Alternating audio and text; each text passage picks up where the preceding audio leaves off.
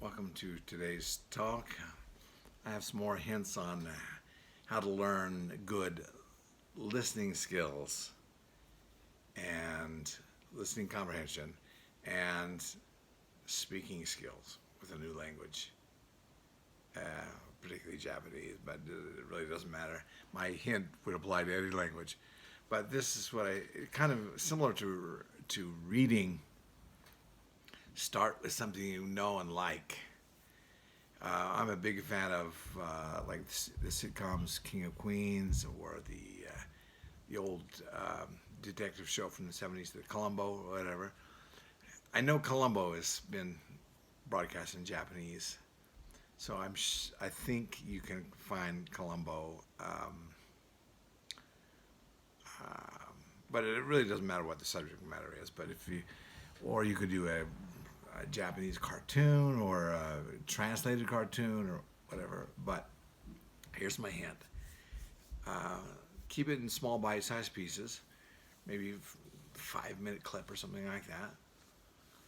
And if I'm learning Japanese, this is what I suggest: listen to what they're saying and try to write every word. Listen to it again and again and again and try to get down every word. You know, a 5 minute segment of the different speaking parts, right? Or a 1 minute segment, it doesn't matter. Start small and write it down as close as you can hear it, right?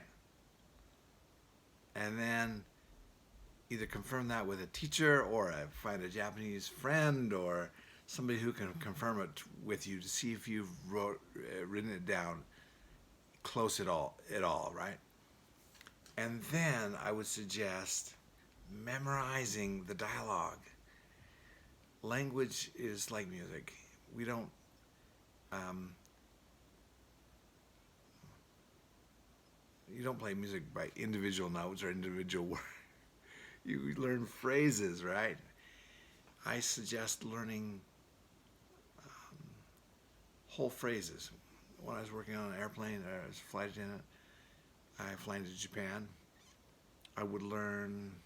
I, this is out of need, but when um, the Korean speaking and Chinese speaking flight attendants would go down for a break on those long flights to Japan, I didn't really have to do it, but I thought it was be fun and it was a challenge. I memorized a few key things like please fasten your seatbelt. Shin Kong Ho, Chin King. I can hardly speak since my stroke, but Chin Ko Hao, Anjuan Dai, or something like that in Chinese. And Mei Shipsho, what was it in Korean? Anjuan, Anjuan Bertsu. Anjon Berturu, Mejo Jishipsho, or something like that. Something like that. It's been a long time since I said that. But the key point is learning a useful phrase that you can use in times. That's you start small.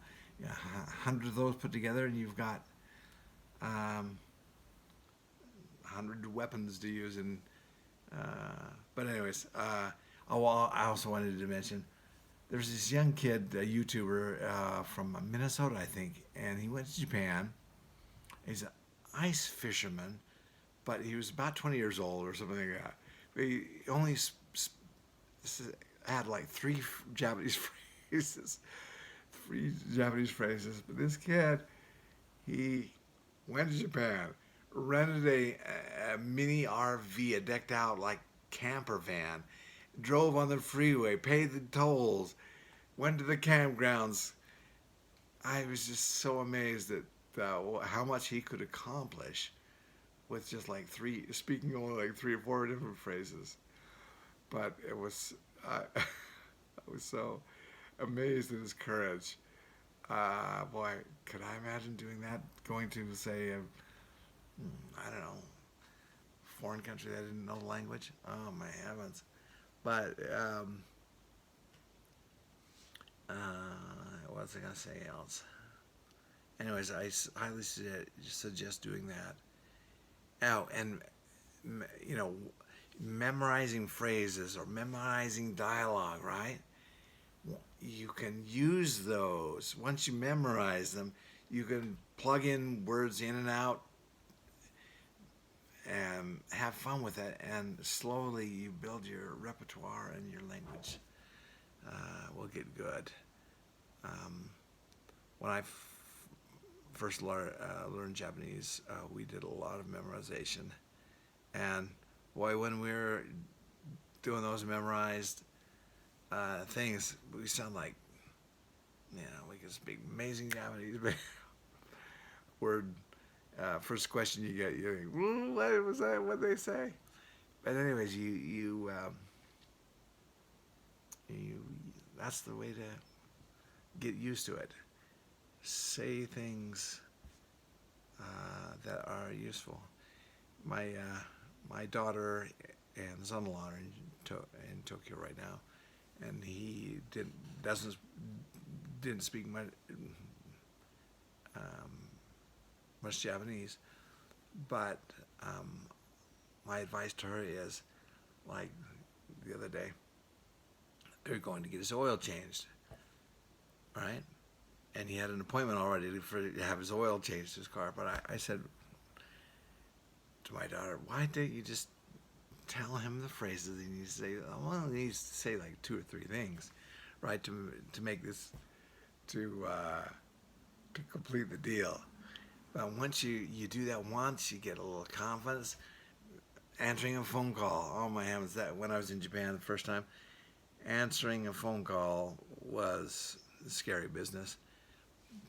But making a phone call was not so scary. Well, I guess it was scary, but it was on my terms, right? I knew what I had some phrases that I needed to get out, needed to say, and I was able to, memorize them before I made the phone call, and I made the phone call. And that's how you build your confidence, right? First question, I was thrown for a loop, couldn't answer, or have to hand off the phone to somebody else. But that's how we learn, and that's how kids learn English or whatever language for the first time. They learn it by repetition.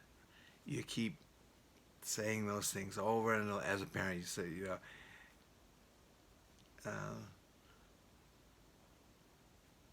just pounding into their head, right? So, anyways, have fun with that. Hope that was helpful. Thank you very much. Bye-bye.